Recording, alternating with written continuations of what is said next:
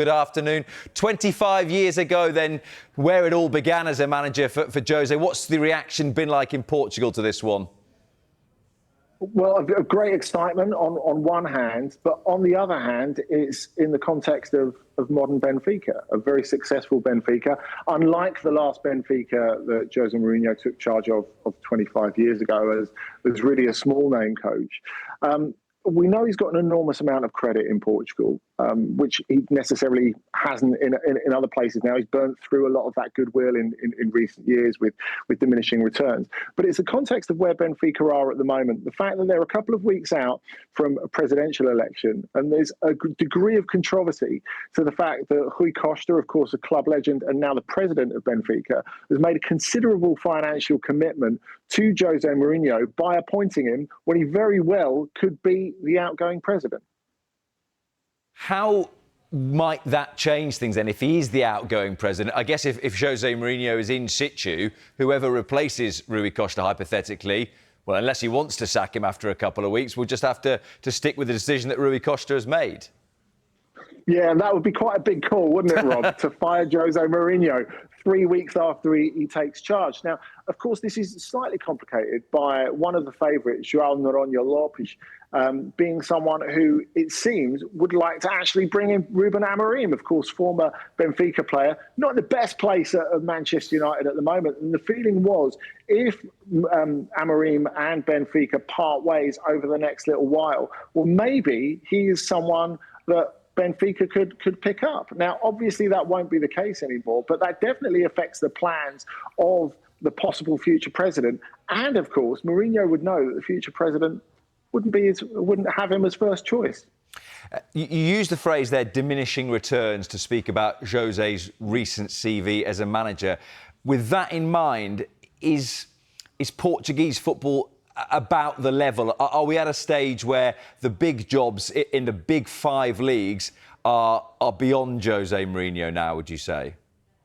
I think it's fair to say, Rob, and I think it's fair to say he's burnt a few bridges. I mean, on one hand, I think we have to give him enormous credit because it's clear he could be going to the Saudi Pro League, making several times what he'll be making at Benfica and what he was making at Fenerbahçe for quite an uncritical audience. But it's clear that he's still hankering after, still chasing after European glory. And I think he's taken a massive risk going back to Portugal because Portugal is one of the only places where he still has an unbelievable reputation, where people love him, where people still think he's the Mourinho of old. Whereas actually, he's coming back now and he's giving them the older version of Mourinho, the one that maybe doesn't dare to win the big matches, something he was criticised a lot for at Fenerbahçe and something that will make and break his tenure at Benfica. If he can't win those big matches and show the guts to win those big matches against Porto, who, of course, are chaired now by André Villas-Boas, his former staff member and, potential nemesis, who's the president of Porto. If he can't really show the guts and the invention to win those games, he'll be in trouble. And, of course, he became the first Fenerbahçe coach in history last season to lose twice at home to Galatasaray in the same campaign.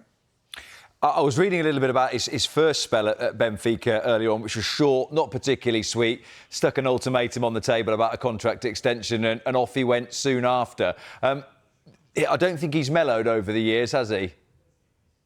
No, he's not, Rob. But, this was a very different Mourinho, and I don't think many people blamed him for the Benfica job coming and going in those days.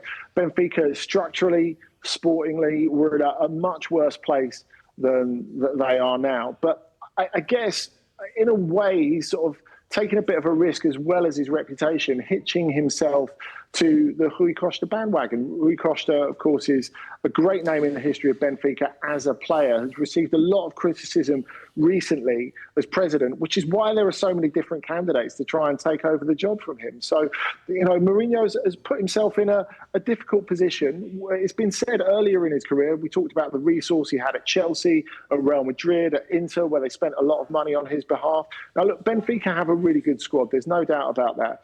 But there is no excuse for not winning the league. So he is taking a massive risk with his reputation at this late stage in his career doing this. He replaces a man that Premier League fans will also know a bit about in Bruno Lage. Losing 3-2 at home to Karabag, having been 2-0 up, is a pretty emphatic final straw. But was there a sense this was coming even before Tuesday night? Yeah, definitely. And if you go back to last weekend, they're winning 1-0 against Santa Clara, against the 10 men of Santa Clara. And of course, if you look at the second part of the table in the Portuguese league, there are a lot of teams with far less resources than the big three. So these are games you're expected to win, and to win handsomely. They were 1-0 up against 10 men, and Nicolas Otamendi made a bad mistake right at the end, and they conceded a draw. Now, look, he could have gone after that game. I think if they hadn't have had the game against Karabag so quickly after, Bruno Lage would have gone, but I guess the reaction of the Benfica community to that result against Karabag has been an absolute uproar.